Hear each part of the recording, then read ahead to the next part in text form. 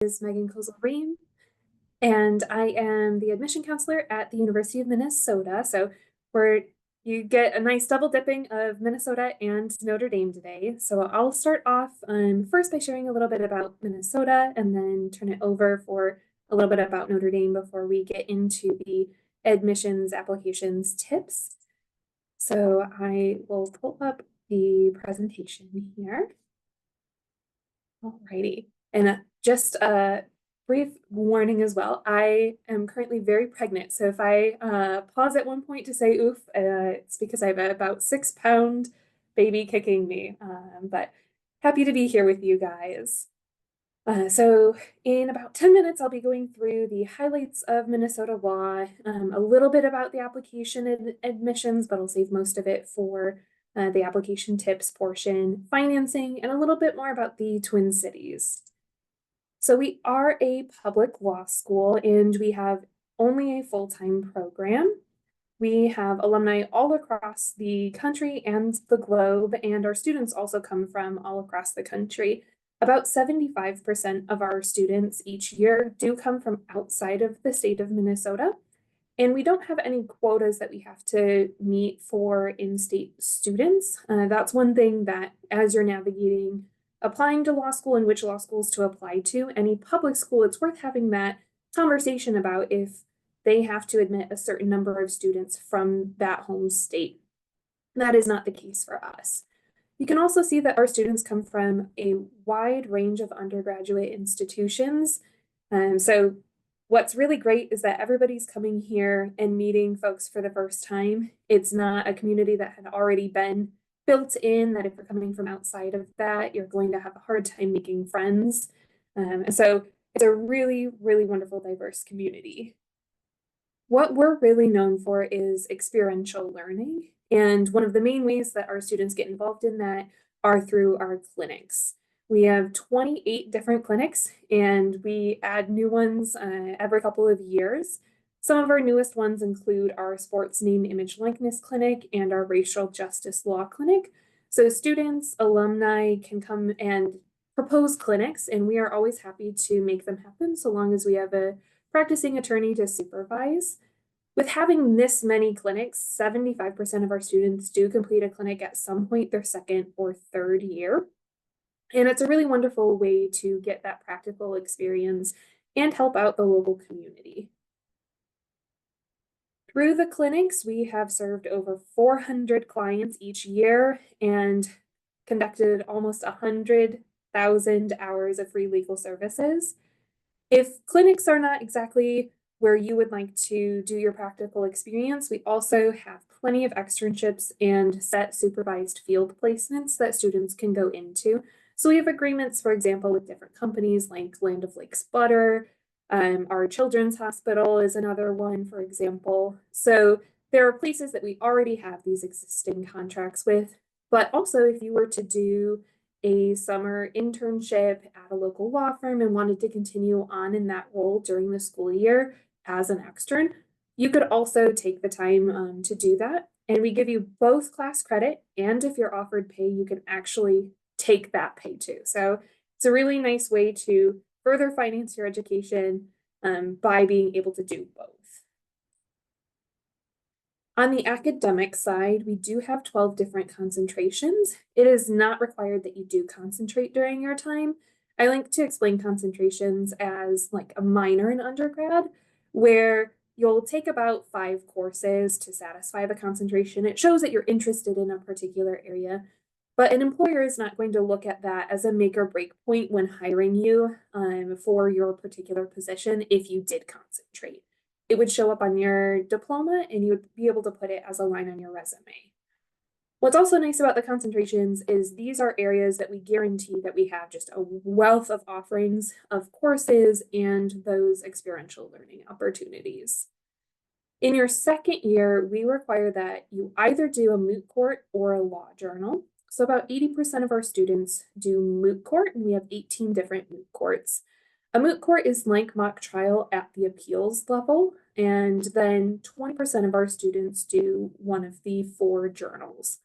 Our journals have a write-on process, so your grades and your class standing actually don't affect your placement on a journal, just your writing and research and ability to work with citations does.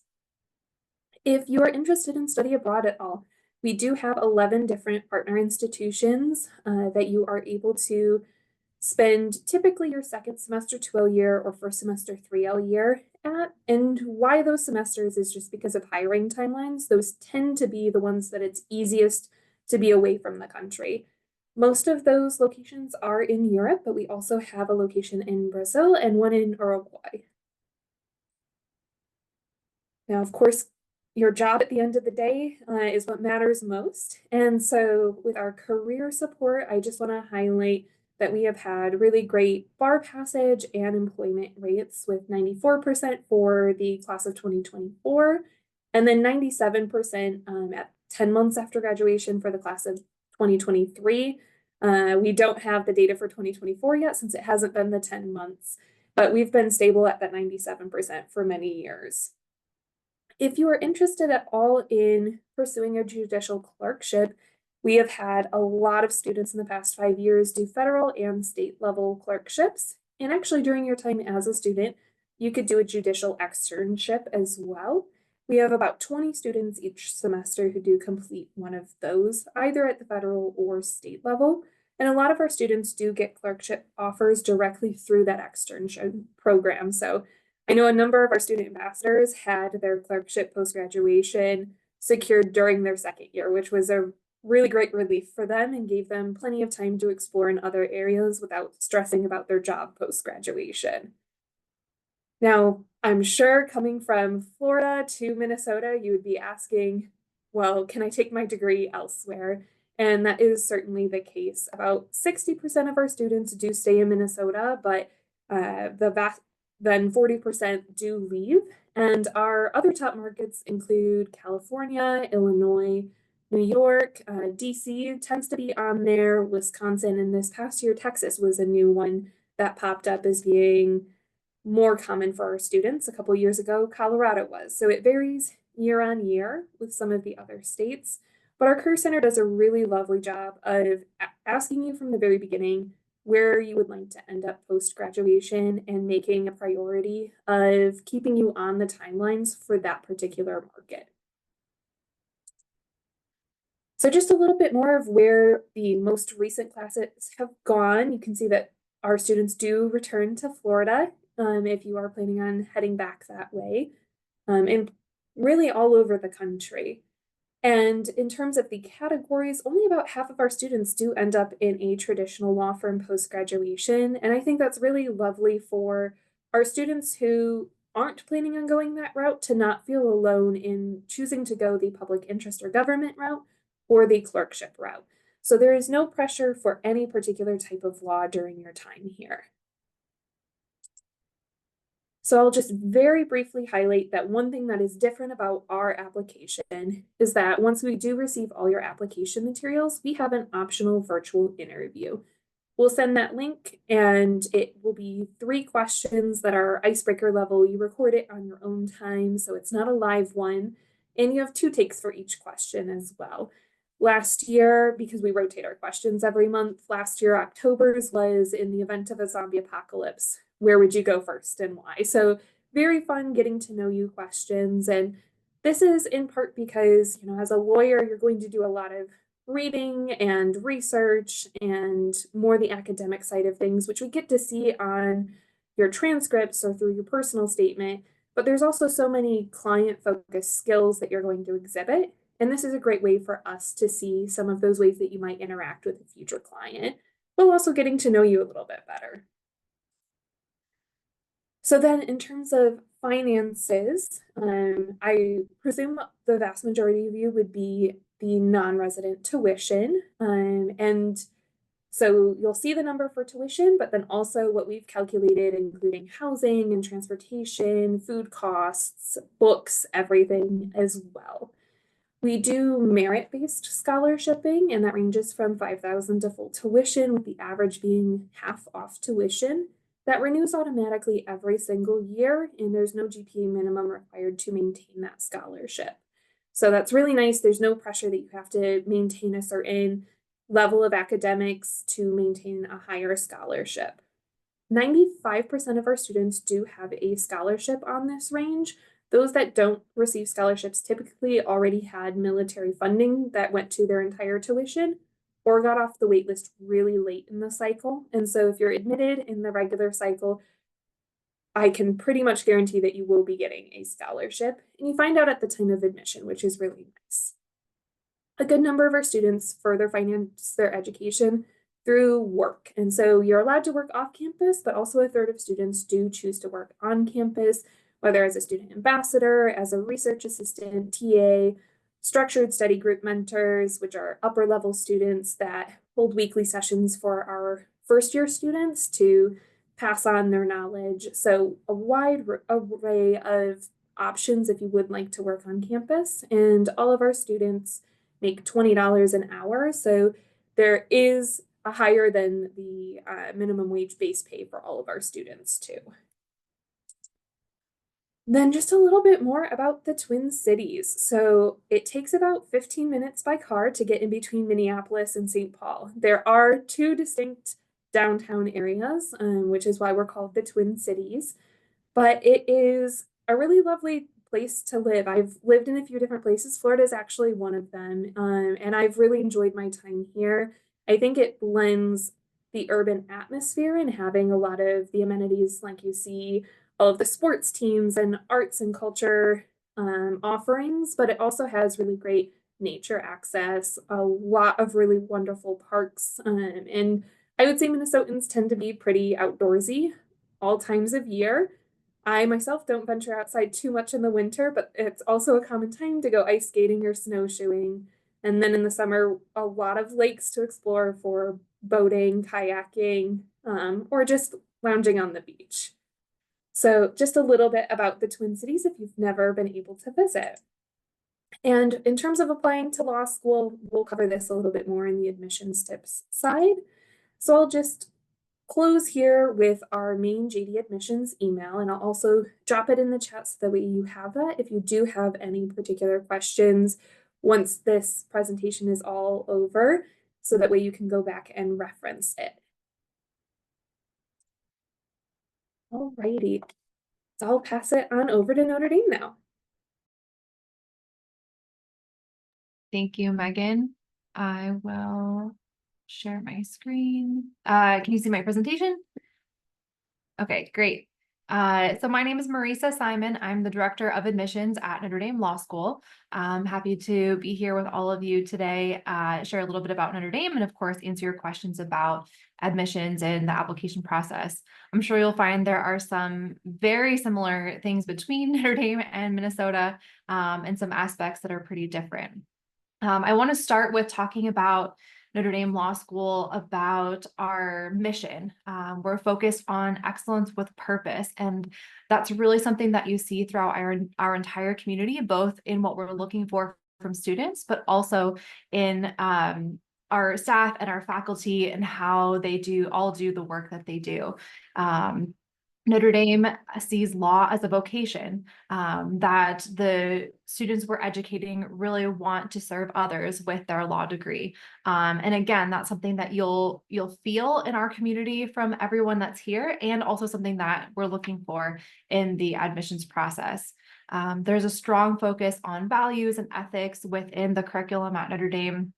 And as a Catholic university, we educate the whole person. So there's a focus on mind, body, and spirit, with a balance of legal theory and also making sure that you're trained in the skills to be a great lawyer. I've listed out a few areas where Notre Dame has particular strength in terms of the coursework and the preparation, but of course there are many more where our students can do well and have great professional experiences. I mentioned that we are a Catholic law school. We're actually the oldest Catholic law school. And we do limit all of our classes to about 180 students. So we are on the smaller side as a law school. The typical class size is 10 to 30 students in the 2L and 3L electives. So there is a lot of attention from the faculty. We have an excellent faculty that come from all over the country, even other parts of the world, who are well-renowned in their areas. One of our faculty members was just appointed to speak about election law on CNN for the next week. The University of Notre Dame is located in South Bend, Indiana. The law school is actually located right on the center of the main university campus. And I'll talk more about student life in a little bit. But we are 90 miles east of Chicago and 150 miles north of Indianapolis, if that helps you place us. So right kind of on the northern center of Indiana is where Notre Dame is. I will just add with that too that only maybe about 5% of our students come from Indiana. So 95% are coming from out of state, and that is representing most states in the country. We have a very national spread for both where our students come from and then also where we place our graduates. It's fairly even across the Midwest, the East Coast, and the West Coast. Of course, placing students back in Florida or in Texas in the South too. So wherever you want to work after graduation, the Notre Dame network can get you there. I've listed out the classes in the 1L year, the curriculum. One thing to note that's more unique to Notre Dame is that we do mixed sections. We don't have cohorts. So by the end of that first year in your 1L classes, you'll hopefully get to know all of your different classmates, especially with everyone coming from a different place, that you really can make friends and build that strong community at Notre Dame. We have a lot of other ways that we build community through peer mentorship, through activities, social events, community service projects that the law school does, for you to get to know your fellow classmates, as well as the faculty and the staff. As was mentioned earlier, our programs of study are like those concentrations. It's not like an undergraduate major in the way that you have to declare it. It's really more of a way for us to organize the curriculum. So again, these are where we have the most resources in terms of coursework and faculty and experiential learning. But again, there are many more that you'll find represented in our law school. These are essentially the main sections. As a student, you're not committed to staying in any one of these particular areas. You can take classes across the different programs of study, and you will have a lot of support both from our staff in academic advising as well as the faculty in terms of choosing those courses and making sure that you're building a curriculum to prepare you for the career that you want to have. It is important, I mentioned, to prepare you for the career, not just that first job out of law school, but we're really trying to prepare you for your whole legal career, even for your life as a citizen through the education that we offer at Notre Dame Law School. We also offer interdisciplinary fields. There is some connection between the law school and other departments on the main campus. Like I said, the law school is right in the center of everything. So you can work with business students, with engineering students in some of these different areas as well. We also have some dual degree programs, and we do allow our students to take classes outside of the law school. So even if you're not participating in a dual degree, you could take classes in a different area of campus up to 9 credit hours toward your JD. This is a picture of downtown South Bend, and I'll speak a little bit about the experiential learning opportunities that we offer. So we do have skills courses and immersion courses. One thing that's a little bit unique to Notre Dame is our Galilee program, where you're learning about public service law through a trip between the semesters of your 1L year. So you have the opportunity to travel with a group of students to a city, oftentimes a city that you're maybe interested in working in eventually, and networking with the alumni who are there, and then particularly along the lines of public service and understanding the types of work opportunities that are available in that area. These are the clinics that we offer at Notre Dame Law School. Our newest clinic is the Global Human Rights Clinic, although I will say that we've had a long-standing LLM program in international human rights. So this is really an extension of that, but it is available to JD students to participate in. So our faculty director, Diane Desierto, who leads that, she is really renowned across the world in global human rights. And so now our JD students have the opportunity to work with her as well, in addition to the LLM students that we've been hosting at Notre Dame every year for 50 years. We also, one of our newer clinics is the Religious Liberty Clinic. They submitted more amicus briefs to the Supreme Court, I believe, than any other law school. So there's a lot of participation in that. I will add too that it's not just focused on religious liberty for Catholics, but for any religious group. They're working with right now 2 different Native American tribes in supporting them in protecting sacred sites, as well as other religious groups. So again, it is a holistic approach, inclusive approach to protecting religious liberty in our country and around the world. So there's some collaboration between the Religious Liberty Clinic and the Human Rights Clinic. We also have externship opportunities. So most of our students will usually participate either in a clinic or in an externship. We have various externships with partners in the local area in South Bend or in the kind of local region. But we also have opportunities where students can stay in a particular city and participate in an externship for a semester there. So we do offer those in Chicago and in Washington, D.C. You'll still graduate on time in 3 years with your JD, even spending a semester there, and you really get to focus on the work then when you participate in an externship through one of those programs. We also offer a semester or a year in London, which I'll talk more about in our study abroad section, but we have students who participate in externships in London as well. So moving on to study abroad, this is Notre Dame's building in London. We have a very unique program in London where students can study abroad for a semester or even a full year. It is not a foreign exchange program like our other programs, because the London program is directed by Notre Dame faculty. We hire all the faculty, you teach all the classes, you're still enrolled as a Notre Dame student the whole time that you're participating in London.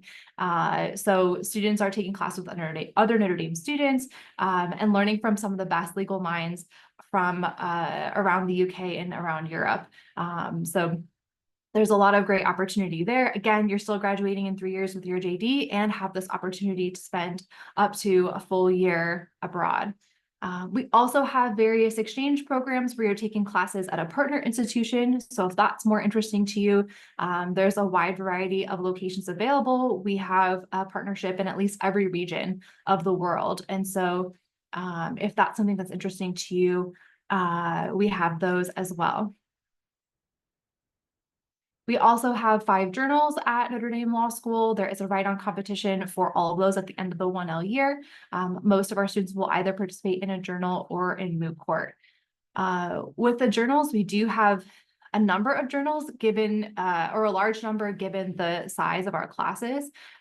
Generally, with all of the opportunities with study abroad, with the journals, with the clinics, we want to have enough opportunities for all of the students who come to Notre Dame. That's why we keep the class sizes on the smaller side, because we know if you come to Notre Dame to take advantage of some of these opportunities, that you want those opportunities to be available to you. So while some of these do have an application process, for the most part, if it's very clear that this is going to fit into a student's schedule and their goals and values, that students are able to participate in what it is that they're looking to do.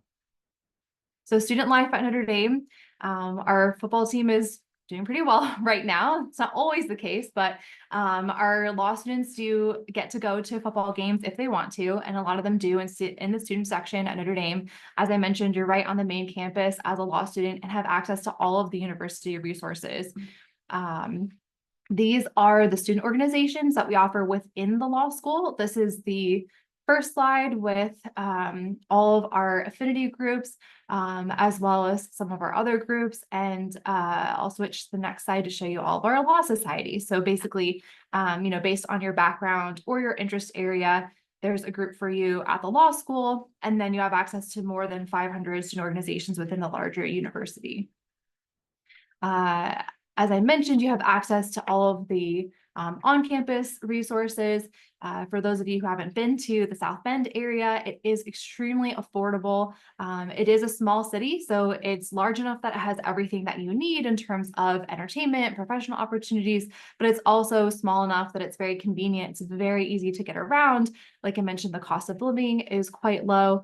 And so it is a fun place to be, especially for law school, even though, as I mentioned, most of our students will not stay in South Bend after graduation. There's only a handful of students who will seek jobs in South Bend. So Notre Dame can place you in any state or any major city that you'd like to be in. The resources that we offer from our career development office are listed here. Like I said, they really want to help you be where you would like to be. So we host the on-campus interviews every summer. Now it's starting to move up a little bit into the spring, but they also assist students with job postings and finding those with resume and cover letter review, interview training, everything that you need to prepare for your career. The Notre Dame network is everywhere. And so Notre Dame alumni love helping Notre Dame alumni or Notre Dame students, and you have access to that alumni network your whole life. And that's something that a lot of our alumni do rely on in any change to their career of having access to that network. And it's not just law alumni, it's anyone who has a Notre Dame degree that is part of your network when you become a Notre Dame student. This is just our employment stats. As I mentioned, we place really all across the country. Chicago is our biggest market as that is the closest major city to us, but it's maybe only a third of our students that will end up in Chicago. We place extremely well in New York City and DC, and then those last couple cities will alternate year to year. So we have Boston and San Francisco right now. Los Angeles, Denver, and Atlanta are usually pretty high up there. And if you put all the cities in Texas together, those would be high on the list as well.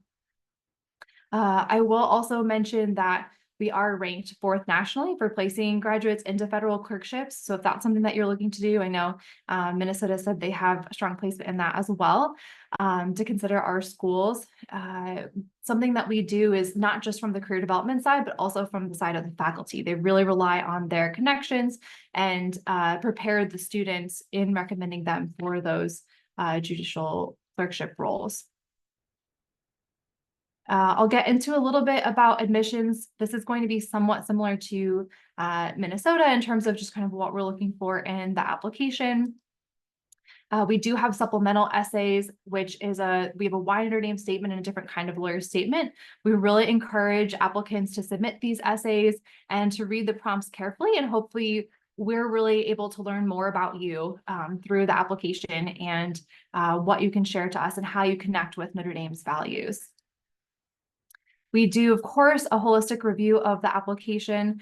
It is very important to us to learn about your values and your goals, in addition to the experience and the accomplishments that you've had so far. So we want to make sure that we touch on that in the application too. We do not have an early decision program. We eliminated that to promote a more inclusive admissions process. And our regular decision deadline is on March 15th, but we, of course, recommend applying early in the cycle as it is a rolling admissions process. These are our stats from the class that just entered this fall. So you can see those. Of course, those are on our website as well. This is the cost for all of our students. As a private institution, there is just one set for tuition. We do scholarships based on the holistic review of the application for admission. And then, of course, there are loan options. One thing that's very unique to Notre Dame for on-campus employment is the assistant rector role, where we actually have law students who live in the undergraduate dorms and serve as a mentor to undergraduate students. But that role does include free housing, a free campus meal plan, a tuition credit, and also a living stipend. So that essentially covers all of a student's cost of living for those years that the student is serving as an assistant rector. Finally, we have a really substantial loan repayment assistance program for students who are going into work in public service or public interest. And so we want to make sure that we can help those students afford that work by helping them make payments on their student loans. And of course, this is our contact information for the law admissions office. You can also find this online. We, of course, encourage you to reach out to us, and I'm happy to answer additional questions in the time that we have for meeting today.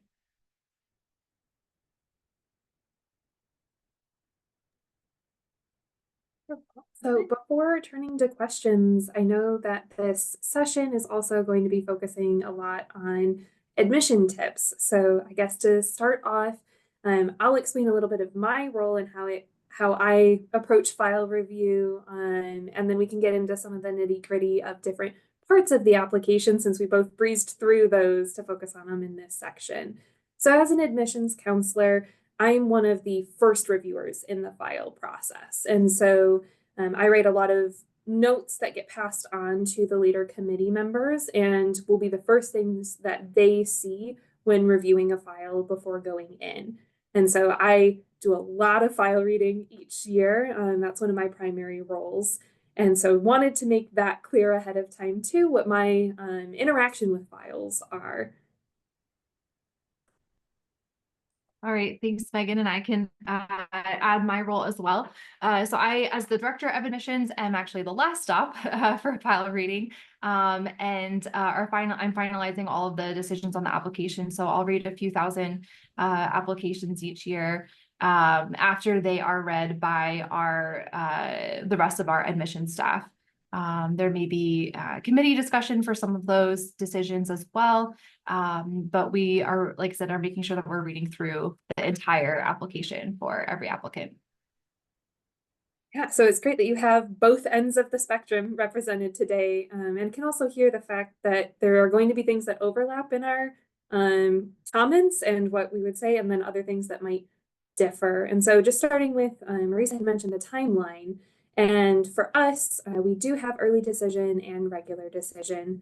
Early decision is maybe about 30 applications out of our entire volume each year. So we honestly encourage you to apply regular decision versus early decision because we want you to have that agency in selecting your school with your financial aid package. That timeline, you would have to turn it in by December 31st. Now, for regular decision, I always encourage if you can get it in by Thanksgiving, you're putting yourself in the best possible timeline for our school. And that's just because really in September and October, we are traveling all across the country to recruiting events. We aren't really getting into file reading in the way that we do more so in November. So whether you're applying September 1st or November 1st, we're getting to your application at roughly the same time. Then I would say by New Year's is kind of my cutoff point in terms of getting half of our application volume in. And so once you're past New Year's, it does become a little more difficult to get in, even with the same exact package if you had applied earlier. So those are kind of my timeline recommendations. Would that be the same at Notre Dame? Almost exactly. So yes, I typically recommend, yes, towards by the end of November is considered kind of the earliest in the admission cycle. We do get a bulk of applications in December going into January. And at that point, yes, we also have half of our applications. I imagine that's then fairly similar across law schools for, students who are kind of applying broadly. I mentioned that we eliminated early decision. What we really want to know from students is we are interested in your interest in our school, but we'd rather gather that from the essays themselves than from that commitment in the application. So we really encourage students to write the why Notre Dame statement no matter when the student is applying for admission. But yes, I mean, the earlier that you can apply, the better your chances of admission will be. And with that too, scholarshiping I know is often a question about the timeline. And so for us, we scholarship at the same rate regardless of when you do apply, other than I had mentioned in my presentation, folks getting off the wait list really late in the cycle are less likely to be offered a scholarship. But it does vary school by school on how the scholarshiping policy works. Sure. So we are fairly similar. Most of our scholarship awards are similar throughout that application process. Towards the end of the cycle, they could vary based on how much scholarship budget we have left and where we are with our enrollment numbers. Um, we will award scholarships to students at the starting in February, typically, even though we're sending out admissions decisions as early as December. And so we wait until we do have kind of more of that applicant pool to start assigning scholarships. But we make sure that the students that we've admitted early are the ones who are getting the kind of earliest crack at the scholarships. And then getting into more of the nitty gritty for the application itself, I know one question that I get a lot is how can I stand out in the application? And one of my go-to responses is at the end of the day, I read hundreds of files and I remember virtually none of the files, and that's okay. I think a lot of folks coming straight through from undergrad have this pressure of being so unique and having this story that nobody else has. I had worked in undergrad admissions before coming into law admissions. And I think that's one of the main differences between applying to undergrad and law school is that switch from having this pressure for a very, very unique story to showing your competence and your ability to be a true professional. A lot of times the personal statements I remember because they were so bad. And it was just because they were trying so hard to have a personal statement that was different. And so a lot of times in the personal statements, I read about a certain experience or a couple experiences that were the catalyst for the interest in law, whether that be a class or an internship, sometimes personal experience like family going through a divorce proceeding or an immigration case or something of that nature. And that's okay if you fall into that common group of personal statement topics because that is your story and that is your why. And at the end of the day, that authenticity really comes through when I read a personal statement and is something that I am looking for versus something I've never heard before. Yeah, I mean, that's very similar to how I respond to that question as well. That standing out is not necessarily the same thing as being admitted. And so that really should be the goal for each student is to be admitted, not to be a standout in the applicant pool, as that's not always a positive. And so I would just add that we, of course, I think most law schools do want to know why you applying to law school. You know, what do you expect to do with that law degree? And, you know, like Megan said, is there kind of a catalyst for that interest? Or, has it been longstanding and how is that represented in what you've done so far? But what I would add to that is we also want to know about your goals, kind of, again, where you see yourself going with that law degree, especially because that's not necessarily something that's covered in the rest of your admissions materials. So obviously through your resume, through your transcript, we see the courses that you've taken, we see the activities and the jobs that you've had. And so, we can see some of those items that may have led you to applying to law school. So again, if there's something that's more personal in your history that isn't reflected in the other materials, but then also being able to talk about your future and making sure that that's represented. If you think about it, everything that we're looking at in your application is really for us to make a prediction about your success in law school and your success as an attorney. So as much as you can tell us about what you see in that future, in addition to highlighting the characteristics and the experiences that support, your potential for success, that's ultimately what we're trying to determine as admissions officers. And you had mentioned the resume and transcript as other ways that we can see involvement.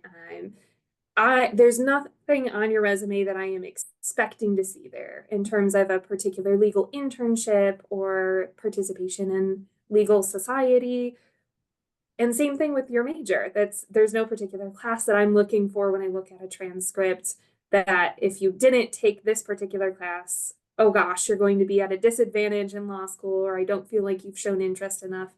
What's lovely is that everybody's starting at the same place when starting law school academically, and having a wide variety of future attorneys is very needed. It would be a very boring class if everybody was a poli-sci major who just graduated within the past 2 years and had done legal internships as their only form of employment. We like seeing that diversity of experience. And for example, if business law is your interest, great, work in a business for a little bit. Or if environmental and energy law is your interest, as I know that's something we both have, working in a field placement, doing conservation might be a really cool way to show us that you have knowledge in that field beyond what will be taught to you in the legal side of things.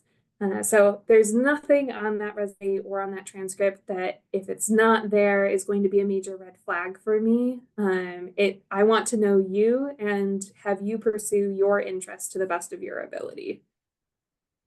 Yeah, and also understanding that, students have to make decisions, based on things beyond their interests too. I mean, obviously we know many students have to work, while they're in school. And so just knowing, what you've done so far, giving us context for your academic profile, but also at the same time showing us the ways that you are prepared to be a professional. So, work experience is going to give you professional skills.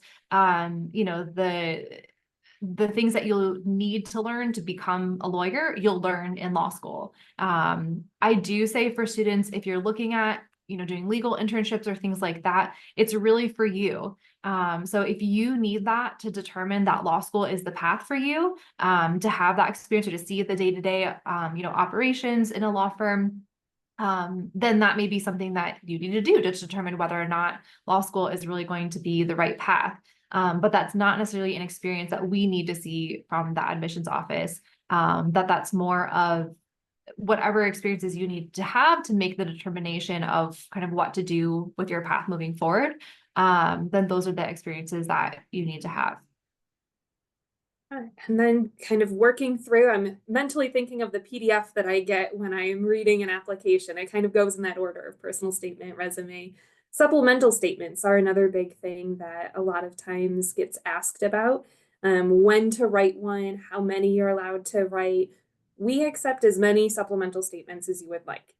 That being said, we typically would not like to see 10 pages of supplemental materials. And I always recommend that write a supplemental statement if you know within 30 seconds what you're writing about. For example, if you feel like there's an additional diverse perspective or adversity statement that you would want to write, if you can come up with it immediately, what your topic is, great. If you need to force that answer to feel like you're adding something more to your application, that might not be a great time to write that. We're getting everything we need already in your application, and it's not going to be detrimental to you if you don't submit that supplemental piece.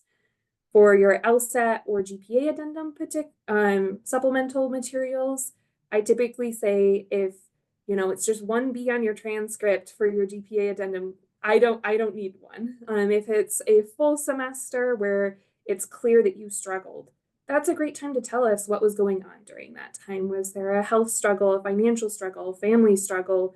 What happened during that semester to give us better context? And this isn't something that you have to spend a lot of time talking about, but it's wonderful for you to tell me so that way I don't make up a story in my mind of, well, maybe it could have been this or that without me knowing. And same thing with the LSAT. If you have a huge score increase or decrease within a short period of time, it's helpful to let us know more about that. Or if you feel like the test didn't live up to your potential with the score that you got, and you have a clear why in terms of the proctor interrupted you, and so you didn't get the full time to study, or you had just come down with mono 3 days before, but still wanted to try and power through, let us know. I would also note that sometimes I do get LSAT addenda that talk about, well, I'm just not a very good standardized test taker. And while that is a totally valid thing, and I know that that could come up in the past for you, that starts to be a question as for me as a file reader of, well, the bar exam is going to be a standardized test. How are you going to approach that? And so that might not be as strong of an LSAT addendum to attach to your application. Yeah, along those lines, the only thing I would add is that when you provide that context and the circumstances for, either a GPA or LSAT um, or anything else, resume gap, that the addenda should not only explain the circumstances, but should also explain to us how that is resolved and how you have other characteristics that show that you are prepared for law school. That like I said, we're looking for that potential. And so any way that you can show us or point to other aspects of how you are now, in a different position than you were at that particular, test date or semester, that's what we're looking for. The last major piece that we haven't talked about is letters of recommendation. And yes, we do look at letters of recommendation. That's something that I think is often overlooked in terms of selecting the correct people. I'm not looking for the best titled individual. I'm looking for who knew you best personally as a great recommender. So on the academic side, if you had a seminar style class where you really got to know the professor well because there were so few of you in class, or you went to office hours regularly, you had a capstone project, you got to be a TA. Those are the great letters of recommendation on the academic side because I can learn more about you beyond, yes, this student wrote a really great paper. Well, I can assume that because your grade was so great in the class, but then those additional details about your personality, how you were contributing in class discussions, and some of your interactions with your classmates. Those are really great nuggets to learn from those letters of recommendation. And same thing on the supervision side, somebody who knows you really well. We only require one letter of recommendation, and you can submit up to two. Typically, within 3 years of graduation, I would say having a letter from a professor or somebody in an academic capacity is a great idea. But after 3 years post graduation, we know it's been a while and you've changed so much already in that time period. So having a work related one is great for us too. Yep, and just the difference is that for us, we require 2 letters of recommendation, and we'll accept up to 4. Although I'll say for the most part, students are recommended to submit only 2, and should only submit additional letters of recommendation if they feel like it is going to offer a different perspective than the first 2 letters, and that the first 2 letters are offering a different perspective from each other.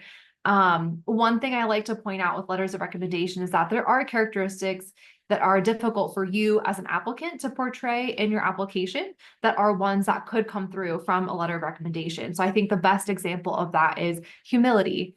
You can't tell us as an applicant that you are humble. It doesn't really work that way. But that's certainly something that when we hear from a recommender, that gives us a sense of the kind of person that you are. So if you think about it that way, like Megan was saying, to have recommenders who know you well, and who can speak to somewhat more of your personal qualities beyond just did you get a good grade in that class, or did you perform well.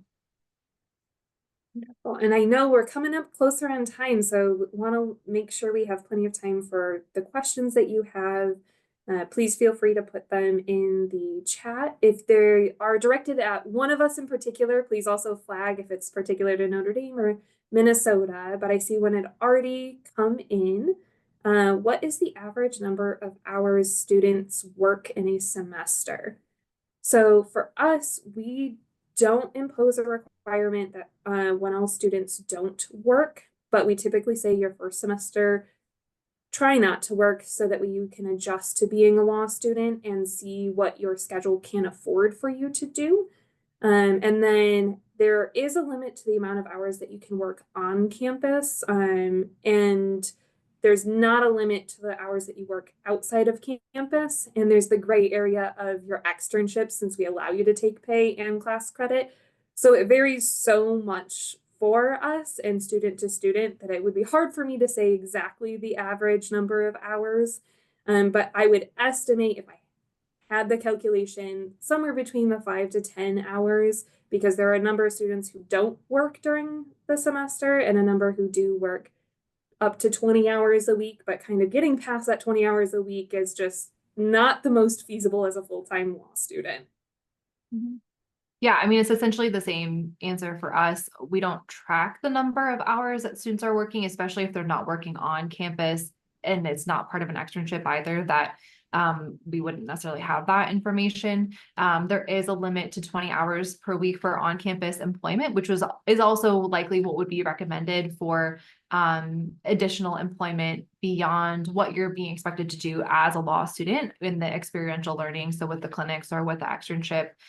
Even for us with the externships, it varies based off of if you're doing one that's local to South Bend and are participating in coursework at the same time versus our extended stay externships where you're doing a semester in another city and the primary focus of your learning experience is the externship for that semester. So typically our students are spending 1 day a week in an externship and then the 4 days a week in classes versus the extended stay students are typically spending 4 days a week in their externship.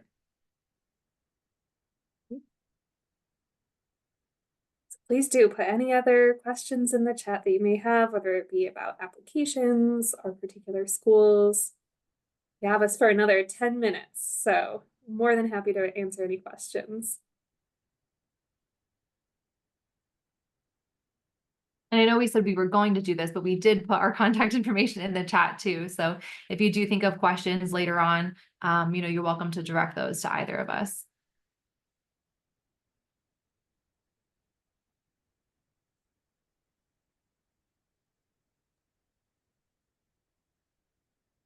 Um, the recording will eventually be posted on YouTube in the future.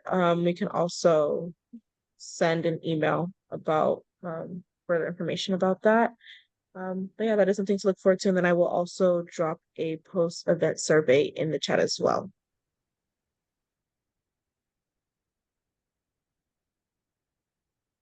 Does anyone have any other questions or concerns while we have these two wonderful ladies with us here today?